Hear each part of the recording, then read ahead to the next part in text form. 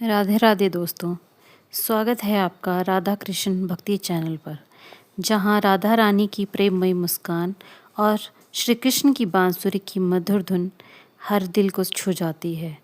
यह चैनल समर्पित है उस दिव्य प्रेम को जो राधा और कृष्ण के बीच है, शुद्ध, निष्कलंक और आत्मिक। अगर राधा कृष्ण आपके हृदय में बसे हैं तो इस चैनल से जुड़िए और उनकी भक्ति में लीन हो जाइए। जय श्री राधे। सब्सक्राइब करें और प्रेम की इस यात्रा में हमारे साथ चलें। वृंदावन की पावन भूमि पर जब जब राधा और कृष्ण की लीलाएं होती थी, पूरा ब्रज आनंद से झूम उठता था। उनका प्रेम सांसारिक नहीं था, बल्कि आत्मा और परमात्मा का मिलन था। आज मैं आपको उनकी एक मधुर कथा सुनाने जा रही हूँ, जो हर हृदय को भक्ति से भर देती है। एक दिन श्री कृष्ण यमुना किनारे अपने सखाओं और गोपियों के साथ क्रीड़ा कर रहे थे। अचानक उन्होंने अपनी बांसुरी होठों से लगाई और बजाने लगे। बांसुरी की तान इतनी मधुर थी कि चारों दिशाओं में गूंज उठी। गोपियाँ अपने घर के सारे काम छोड़कर दौड़ पड़ी।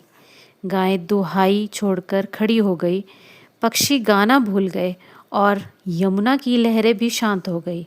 जब राधा रानी उस ध्वनि से आकर्षित होकर वहां पहुंची तो वातावरण और भी पवित्र हो गया। कृष्ण ने जैसे ही राधा को देखा, उन्होंने तुरंत बांसुरी अपने होठों से हटा ली। सखियां आश्चर्यचकित होकर बोली, कृष्ण, आपने बांसुरी क्यों रोक दी? हम तो और सुनना चाहते थे। कृष्ण मुस्काए और बोले, जब राधा सामने खड़ी हो तो मेरे लिए सबसे मधुर संगीत बांसुरी नहीं, बल्कि राधा का दर्शन है। यह सुनकर सबके हृदय आनंद से भर गए। प्रकृति भी मानो कह रही थी कि राधा और कृष्ण का मिलन ही प्रेम का सर्वोच्च स्वरूप है। इस कथा का संदेश यही है कि सच्चा प्रेम शब्दों या ध्वनियों से नहीं, बल्कि आत्मा का मिलन से पहचाना जाता है। इसीलिए आज भी जब कोई कृष्ण का नाम लेता है तो सबसे पहले राधा का नाम लिया जाता है।